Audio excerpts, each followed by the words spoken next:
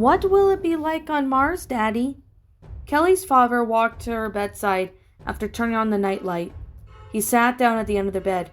Oh, it will be everything they say on TV. Everything and more. NASA has already made a year-long series of successful trips there, leaving behind men and supplies to get to work. It will take a long time, which is why they would want to get started as soon as possible. Do you know what they're working on, Kel? Yeah, Kelly piped up, her eyes glowing with both apprehension and wonderment on the semi-dark room. What are they building? A colony, she exclaimed. Miss Lyons at school taught us all about it. Oh, really?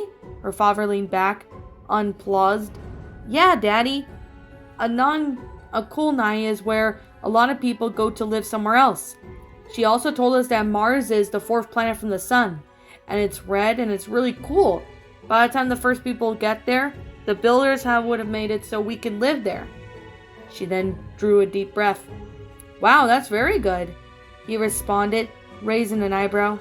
I'll bet you're going to miss school pretty soon, huh? I guess so. She thought of all of her schoolyard friends and neighborhood kids that she would miss.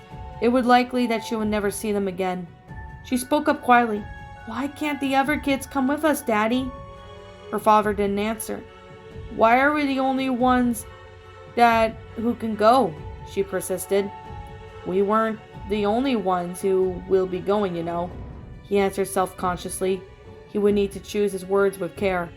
Daddy, tell me why nobody from school can't come with us, she asked. Her father hoped against her answer such a question tonight. He cleared his throat.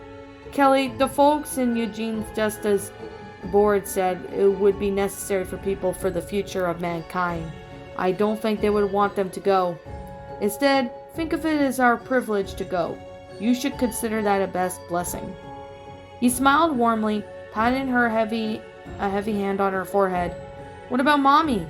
She looked into his eyes, searching for a suitable answer. For a split second, his persona almost faltered, representing a heartfelt opinion for another time. I know this will take a bit of adjustment, sweetie, he replied softly, looking away at the picture frame of her happy family. Mommy understands how important it is to us, and so does James. We're very lucky, you know. Mom and James would want us to go. Please think of it that way. Why did this happen? She asked, a hint of faint disappointment in her voice. Well, it would be too hard to explain to you tonight, he said. But a long time ago, before my father and before his father and before his father's father, people learned how to build giant things out of Earth's materials. So they were wonderful things that helped to live us the way we do today. But over time, these resources started to run out. Like in school when we learn how to take care of the garden, unless you don't get to use it anymore. Kelly piped up. She was such a bright child. That's right, her father continued. Well, over time, we adults didn't learn such a valuable lesson. So we have to start fresh. They call it New Eden, Kelly. It will be a beautiful place, and you'll make lots of new friends, and you'll grow up fine about as an adult. And if they ask about Earth, if they ask, what does Earth look like? Do you know how to you answer? Sure, Daddy, she then replied tenderly. It was a beautiful place, sincerity infused from the last statement.